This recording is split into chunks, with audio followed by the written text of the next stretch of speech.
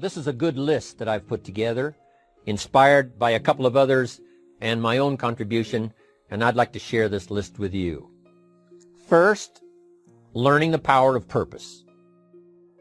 A person who has purpose in their life, they have something to go for, some meaning. One writer described it, for some people it becomes a magnificent obsession. And for you and I, maybe it doesn't need to be that dramatic as a magnificent obsession. But it has to be something that does something to us, something that pulls us, especially into the future. You know, there are many influences on us. One is the influence of the past. Some people are always pulled back by the past. Some people are always pulled aside by the distractions. But here's what's powerful. If you have a list of high purpose in your life, it pulls you toward the future. And the more powerful the purpose is, the stronger it pulls. And here's the other great advantage if you have purpose for the future. It pulls you through all kinds of challenges and all kinds of difficulties. If you don't have these strong purposes for the future, it's easy to get swallowed by a bad day.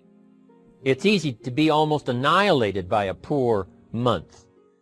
And it's easy sometimes to almost disappear beneath the waves of a year that goes backwards if you don't have something to pull you beyond that year. So if you want something to pull you through all kinds of challenges, all kinds of difficulties and things that come at you, you got to have something on out there, beyond today, beyond next week, beyond next month, beyond this year, that pulls you into the future. And the clearer it is, the stronger it pulls. The more dynamic it is, the more it affects your life, your spirit, your heart, your soul. It also creates imagination. It gets your mind working on how to achieve that purpose. And if your mind will work, and if your heart works, and if your spirit works, and if you have good input, like good ideas, I'm telling you, there isn't anything you can't accomplish. So that's one of the great powers that'll make a variable of you, and that is purpose. Here's the next one, self-confidence. Where does self-confidence come from? And this is the best advice I can give you on that. Not neglecting, first of all, the small daily disciplines. Self-confidence really comes from feeling good about yourself. And one of the best ways to feel good about yourself is at the end of the day to know that you poured it on. You did your best. If you conducted a meeting, you did the best you could. If you made a phone call, it was the best phone call you could possibly make. If you wrote a letter, it wasn't a casual letter, it was your best letter. At the end of those kind of days, when you feel good about yourself, self-confidence starts to rise. You know that if you can have this kind of a good day, you can have another one the next day, and those days become the weeks become the months, and the month becomes a powerful year. Self-confidence comes from the lack of neglect. If you will not neglect to do the small daily disciplines, that's where self-confidence comes from.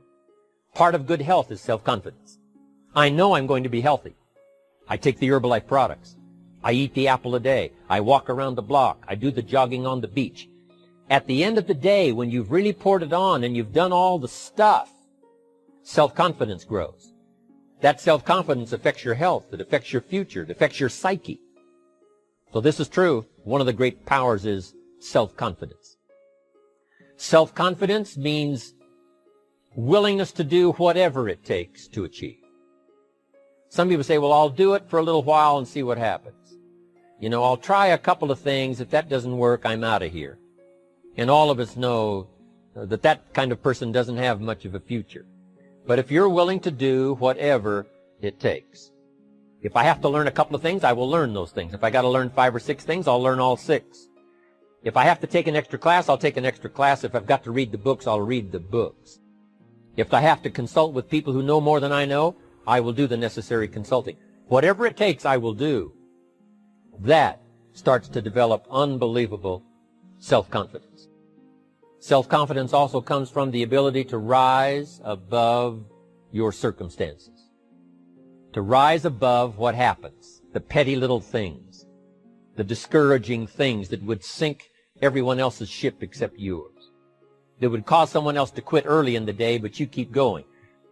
That kind of willingness to overcome all circumstances, whether it's the little challenges or the big challenges. If you're willing to do that, I promise you, this kind of power will work for you, and in you, the variable, it'll make a difference.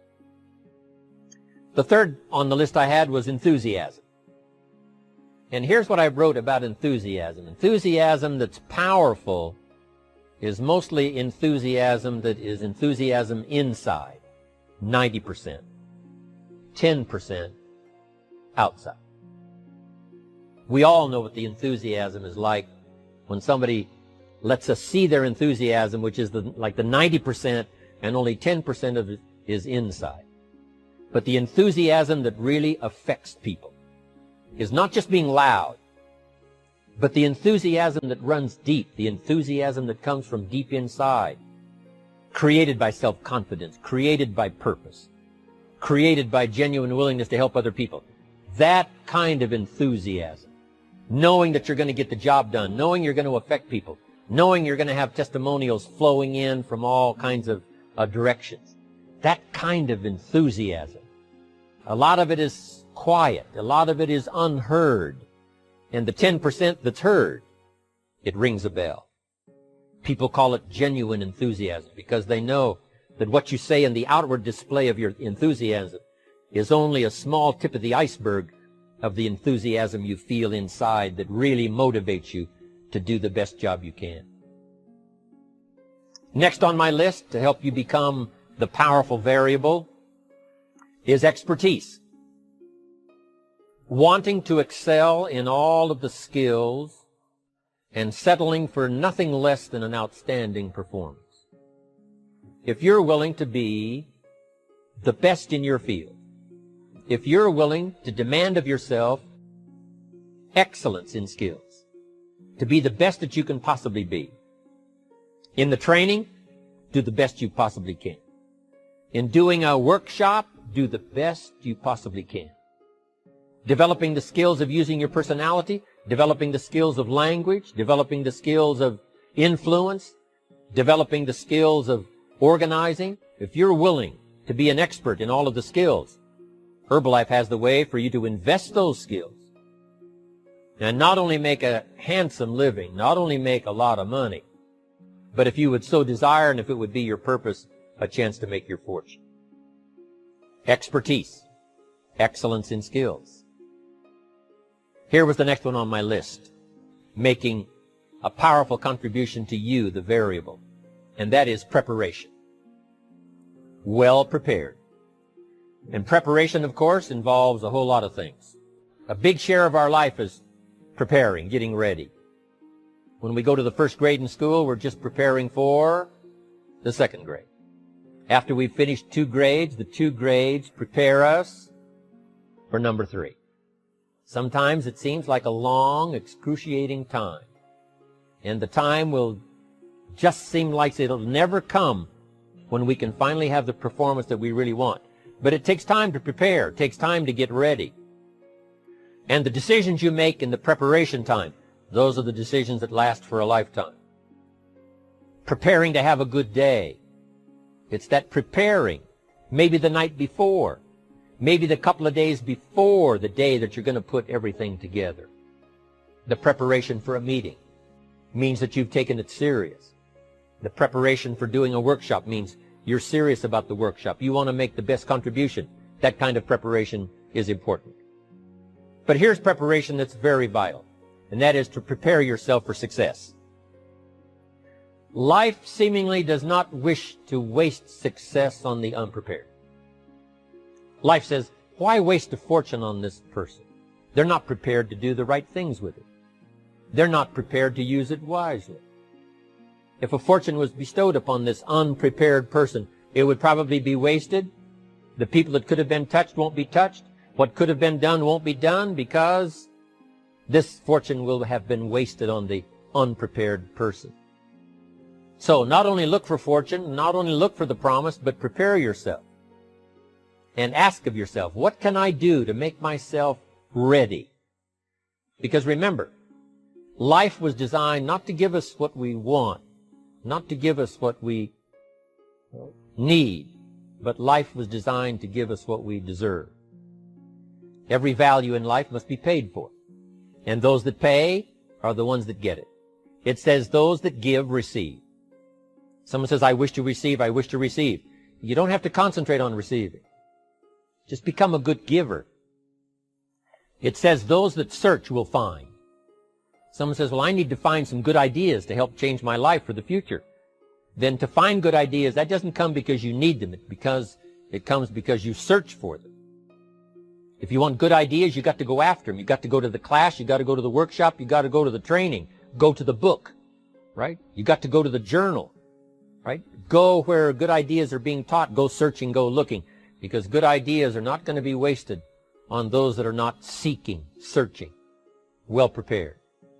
So, prepare yourself to be ready for fortune when it comes, to be ready for challenge when it comes, to be ready for opportunity when it comes. Opportunity comes along and passes by the person that is not well prepared. I want to prepare myself this year for next year. Yes, I wish to be effective this year, but I'm also thinking of ways, how could I be better? How could my ideas be more powerful? How could they be sharper, more clear? How could I reach some people next year that I perhaps can't reach this year? I haven't reached deep enough into my own soul to affect some people. Some people just pass by and say, hey, what a good speech. But how could I make it stronger than that, deeper than that, more powerful than that? I cannot be as powerful as I could be next year. You know, you can't go to the 10th grade in the 5th grade. You just got to go through the grades. But the more you are prepared, when the 10th grade finally comes, now you can cash in and get 2 times, 3 times, 5 times more value from it by being prepared. I want to do my best this year for Herbalife, but I also want to get ready for next year, 1999.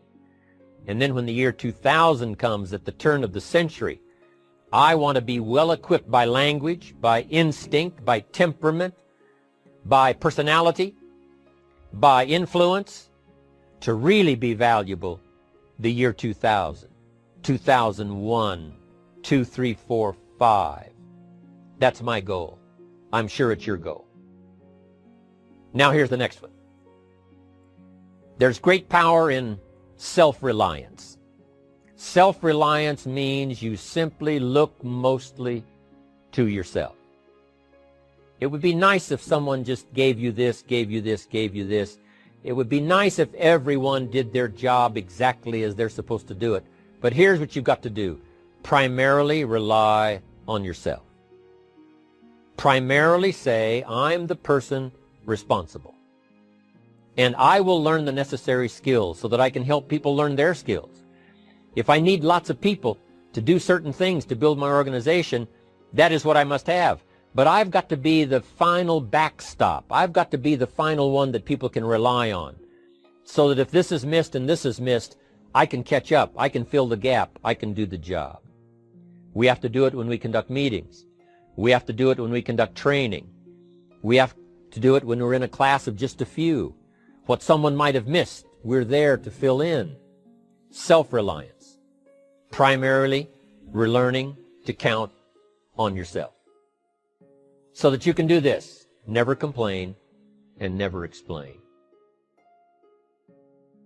Here's the next key power, and that's image.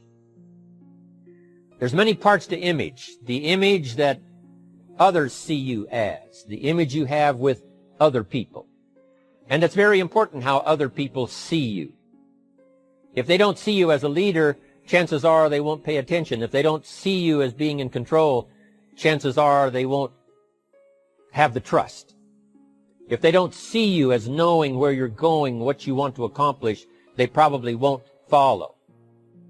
But if people can see you, if you have the image of someone that's in charge, in control of your life, your future, your destiny, in control of the situation, if they see that, that kind of image is powerful. It helps to win the day. It attracts other people. People want to be around people that are in control, that are powerful, but they know how to use their power. Influential, but they know how to use their influence. That kind of image is important. But here's a very important image, and that is your image of your self. The way you dress, the way you talk, the way you think, your capacity for learning, all of that is an important image that you have of yourself. The image that you have that if it needs to be learned, you could learn it. If there's a book that needs to be mastered, you could master it. If there's a skill that needs to be learned, why couldn't you get busy now and learn that skill? That kind of self-image, that I am continually trying my best to be the best I can. Because one of the most important places you have to look is into the future, yes. You've got to look into the past, yes. You've got to look around, yes. But one of the most important places you have to look is in the mirror. You know, how I appear to other people, that's important. But how I appear to myself is the ultimate importance. That kind of image, to where you'll develop the self-confidence, you'll develop the self-reliance. Now here's another one in my rather short list. The next word is character. Becoming a person of high values, a person of principles, a person of honesty, a person that earns respect. That kind of character. It took character when Mark started to put the marketing system together. How can we have a system that will build in the integrity, that people will know that if this happens, then this will happen. And if this goes wrong, here's the way to fix it. Unless you have the principles and the character and the integrity to put together a viable plan for a wide variety of people, then the system is not going to last very long. And I've been around long enough, and I'm sure you have been around long enough to see a lot of systems that got started, but they failed. And the reason is because they were not constructed with integrity. They were not constructed with character. They were not constructed with doing the right thing. They might have been constructed to take advantage. You know, cash it out as quickly as possible and leave. Mark was involved when others took advantage of him all those years ago before Herbalife. When someone took advantage and didn't have the character, didn't have the principles, and didn't have the character to stay, the character to see it through, the character to do the right thing. So this is important, to develop the character within yourself, that people see you as honest, as fair, willing to do the right thing, willing to be helpful, but always willing to walk the center line, not to pass the line. When we come to an opportunity like Herbalife, especially multi-level network marketing, it is so dynamic, it is so powerful, and it is so possible in fortune making that sometimes people want to speed up the process by cutting the corners, by neglecting to do the right things, you know, to cheat a little here, you know, cross the line just a little bit, because then, you know, it'll grow faster and you can cash in quicker. Not necessary here. Doing Herbalife right will build your fortune longer and stronger than trying to cut the corners and not doing it right. If we'll have the integrity that Mark had when he started it, and keep perpetuating that we will do the right thing by the marketing system, the right thing by a distributor who has a customer and they take care of that customer belongs to that distributor. That kind of integrity in the marketing system, the kind of integrity we have among each other, the kind of character we have to rely on each other, because here's what we cannot do. We cannot do this by ourselves. Mark's got to count on me. I've got to count on Mark. We've got to count on the president's team. The president's team has to count on the chairman's club for advice and counsel. We have to count on the millionaire team, the tabulator team, the world team. We've got to count on the distributor. We've got to count on the distributor giving the right message to the potential customer. We've got to count on the distributor giving wise counsel to the new recruit, teaching them the right way, the Herbalife way, the principled way, the character way. Vitally important. Building and developing your own character. Now here's another one. It's called self-discipline. Self-discipline, all of us have a challenge with that. Because sometimes it's easy, and especially if you're working hard, doing the best you can, it's easy sometimes to let up and let it go. But remember, So many people, especially now that we're as big as we are around the world, are counting on what we do. At home office, they have to be careful. They have to be disciplined. It's easy for the person who ships the product from Herbalife says, oh, well, I'll wait until tomorrow to ship it. And then they go home and sleep like a baby. But the distributor who's waiting for that product doesn't sleep that night, or doesn't sleep when the product doesn't show on time. But if everybody will have the discipline to say, I will do the best job I can. I will make mistakes, of course, because we're all human, but I'll try to remedy those mistakes and do the best job I can. That kind of self-discipline that understands how important your part is in all of the functions that work. Coming to work on the set here, HBN, there's so many people that play a part. And each one of the parts that are played is necessary to put on the broadcast, make it viable, make it real, make it powerful. Any couple of them missing, and it would be a disaster. But all of it put together, and it works like a charm. Each person developing the self-discipline to do their part, do their job. Here's one more, and that is the power of extraordinary performance and demanding of yourself excellent results. This is so important. If you want to live extraordinary, you must do extraordinary. If you want an extraordinary income, you must do extraordinary things. If you want an extraordinary fortune, you must go with the demands of what it takes to have that fortune. Mark has made such a fortune, it's almost beyond comprehension what the numbers really are. But guess what he has the satisfaction of knowing? He earned it all. If he'd have been lax in the performance, Herbalife would not be here these 18 years later. Herbalife would have been a footnote in multi-level history.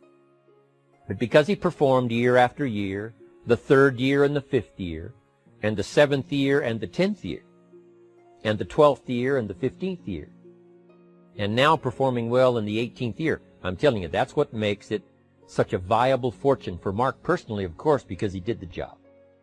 If we would ask of ourselves that kind of performance, and you've got to ask it of yourself. You know, I can't ask it of you. I would try to inspire you. I would try my best to share with you what it might taste like, what it's like to finally make your fortune. It happened for me. But here's what you must do. You must demand it of yourself. Society does not demand that you not have a heart attack. But if you want to escape having a heart attack, you must demand it of yourself. Society doesn't demand that you take Herbalife and improve your health. You have to demand it of yourself. Society doesn't demand that you jog around the block every morning. But if you want good health, you must demand it of yourself. Society doesn't demand that you read a couple of books a week and improve your intelligence and your knowledge. That you must demand of yourself. Society does not demand that you build a financial wall around your family nothing can get through. That's not a demand of society. But you must demand it, if you wish it, you must demand it of yourself.